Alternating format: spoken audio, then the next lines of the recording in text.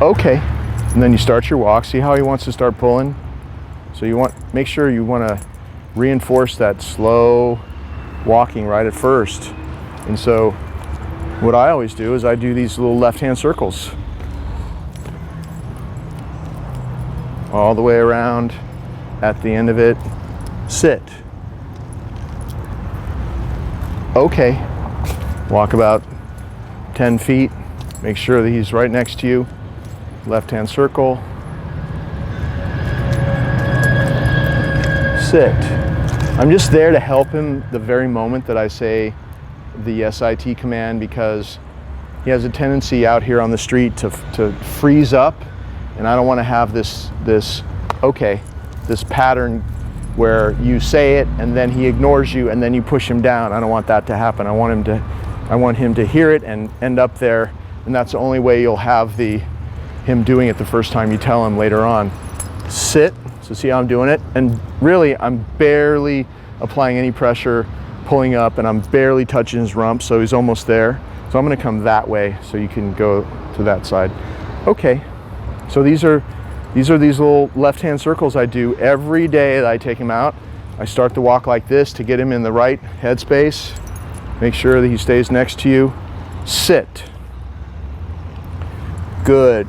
See, I did several SITs at the same moment that I helped him down, and then I did one there without even touching him and he went down. So that's how it works. But you want to keep doing that. I think he really gets frozen when you're around, so to catch up to where I am with him, you need to be okay doing them this way for a while until he starts going there without you having to touch him. Left-hand circle. He's always trying to pull ahead. Sit. So the goal would be to get him to really slow down out here. A lot of it's just calming down. He's just always so stressed out in public. Always wanting to pull, always wanting to rush it. But you'll see that he's changing already, but he'll keep changing as long as you make him do these things when you come out. And he's gonna fall into line more and more as you continue doing this. He's distracted by anything behind us, anything at all, but you continue on, doesn't matter. You're doing training, so you just continue on. Okay, keep doing whatever you're doing. Left-hand circles. See how your body's doing most of the work? All you're having to do is kind of tap the brakes because he always wants to pull. Sit. Good.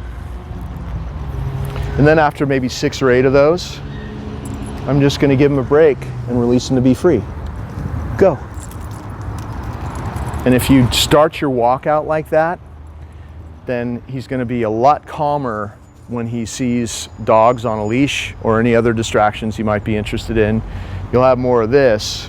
So let's just go for a little walk now with just off the clock free time. You'll have this kind of walking. And of course you always, if something pops up, come. You always have your recall to call him back to you. Good. Kind of do a little left circle like that. Take him off to the side, walkway or something.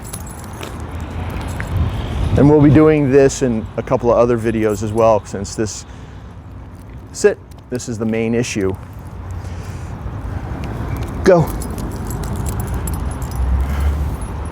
But most of the walk can just be like this, as long as that leash is loose and you reinforce that loose leash walking and you're always ready to call him back to come to you, then it should be more and more just like this. Even if there's something he's looking at, like now he's looking at somebody over there, somebody with a dog. I don't think the camera person can see, they're behind a car. Anything like that, just practice your recall. Come. Every time you practice, good, he gets better and better. Come on, buddy, let's go.